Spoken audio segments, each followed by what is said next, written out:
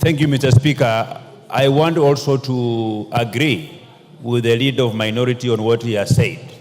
And Honorable Speaker, if you look at our constitution, anybody who engages in utterances that are against national values, that are against the national interests, anybody who makes utterances that appear to divide this country along how people voted, the tribal lines, those are grounds for impeachment, Honorable Speaker.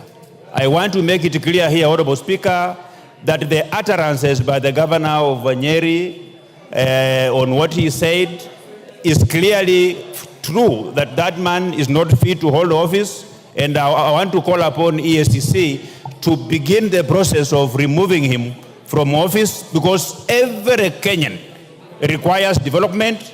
Wherever you come from in this country is not a criminal offense. The tribe that you are is not a criminal offense, and the governor for Nyeri is not fit to hold public office, and the grounds for removing him should begin immediately today. They even ought to have begun yesterday, Honorable Speaker. I support.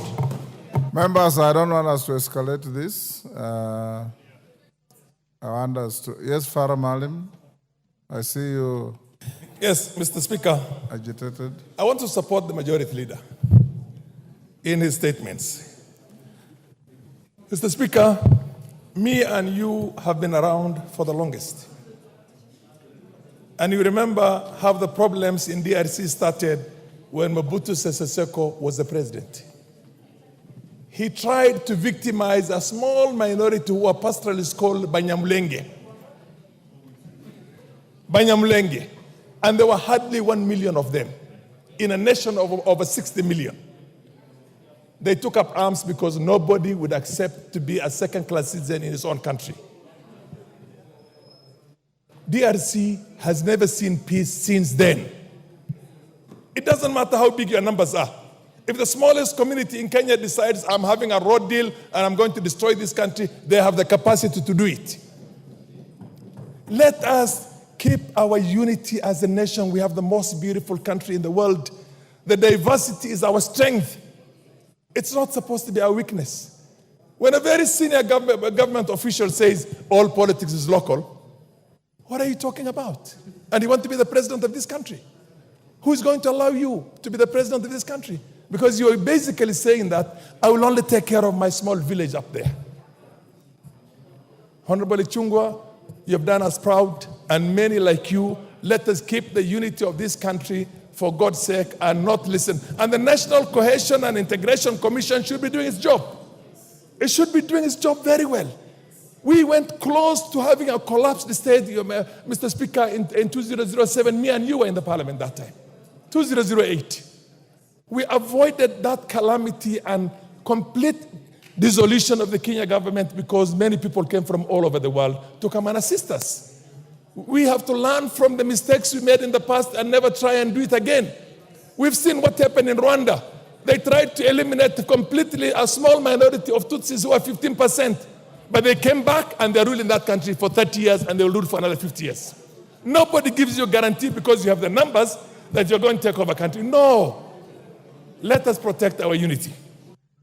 Honorable members will stop here. I want to laud the majority and minority leaders for displaying patriotic thinking, and members out there. Order. Order, Kasheri. Kasheri, take your seat. Members out there, it is not a Nyeri problem, it's an individual. And Mukami has said as much. Members out there, whether you're a governor or whoever you are, members who are displaying grandiose paranoia in the conduct of their public affairs will be called to order. They will be called to order, and this House has unlimited authority through your committees to summon any such errant characters, whoever they are, and tell them that as a House of the representatives of the people of Kenya, you will not sit and watch any reckless conduct that can bring disorder in this country. And I salute you, majority and minority leaders. Lead the House in the manner you have shown and call out anybody who is errant in their conduct. Thank you. Yes, member for Kahawa. Mr. Speaker, you know, Norwaraka.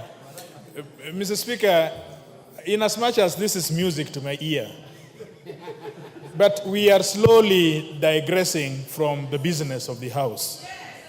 I have heard names being made here. And Mr. Speaker, you are the biggest advocate of protection that persons must not be named here adversely without a substantive motion. That side has a majority, supermajority, so they say. There is nothing that stops them from dragging that Gachietha here so that they can impeach him. They can impeach him so easily by bringing him here and vote against him. So why should we divert from business of this House and enter into some charade and hypocrisy and politics instead of doing business which is before us? We know what you people are saying. We know the politics you are doing. But we also have our politics. We don't want to turn this place into a political arena. We know that this matter has been choreographed. Who doesn't know that? Order, Honorable Kajwang. Order. Yes, that is Atandi.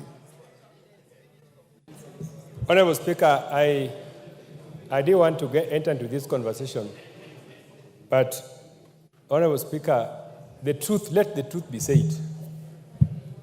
The governor of Nyeri did not say anything out of this world. The governor of Nyeri was simply saying that there is no equity in sharing of national cake, and that's a fact. That when you look at the budget we have just passed here, so many sections of this country are not receiving projects. And the governor of Nyeri, as a leader elected by Nyeri residents, must fight for the welfare of Nyeri residents. So, Honorable Speaker, I think let us stem this discussion. The national cake is not being shared equitably. Most parts of this country are not receiving resources. And I want to support him. Let us not be a government that preaches unity because it is favoring us. Because if there is chaos, people who are stealing will not steal. You don't steal in chaos. You steal when there is unity. So we don't want this conversation about unity because we need unity and peace so that we can be able to steal in peace. Let us be genuine about unity. If you're talking about unity, let it be about genuine unity. You can't tell me that we are preaching unity here, but there's no development that is coming to my area. You can't tell me you want Kenyans to be united because the preaching you are giving us is for your good. So the Nyeri governor should not be discussed here, Honorable Speaker, unfairly. And I agree with him. The government must ensure equity in sharing of national cake so that all Kenyans can be happy and be peaceful and be united. You cannot be united in statements, in empty statements. Let us be united. Let us have real unity. Real unity is about how many resources, how much money is going to Siaya, vis-a-vis how much money is going to Kiambu. How much money is going to Washington, vis-a-vis how much money is going to Kisumu. That is the unity that I want to hear about, not unity, empty statements about unity. I support the Nyeri governor. Thank you. Yes, Osoro. Yes. Thank you very much, Honorable Speaker. Honorable Speaker, what is happening today, or in the recent past, started like a joke from what many considered as mere statements by very top leaders of this country. It started from statements like, the shareholders claiming that there are some communities that really did not contribute to the formation of this government, calling other people shareholders and other people traitors, and people kept quiet.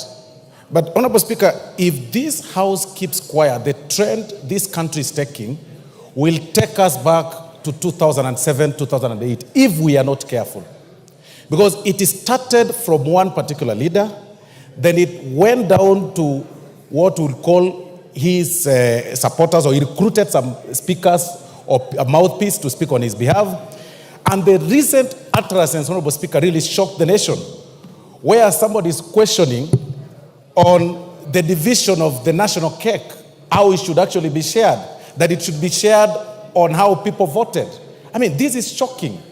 What he did say is that if we go by that formula that he was proposing, then he should also propose that a certain section of people or a region should then not pay taxes. They should also not contribute to the national cake in terms of paying of taxes. That is exactly what the governor of Nyeri meant.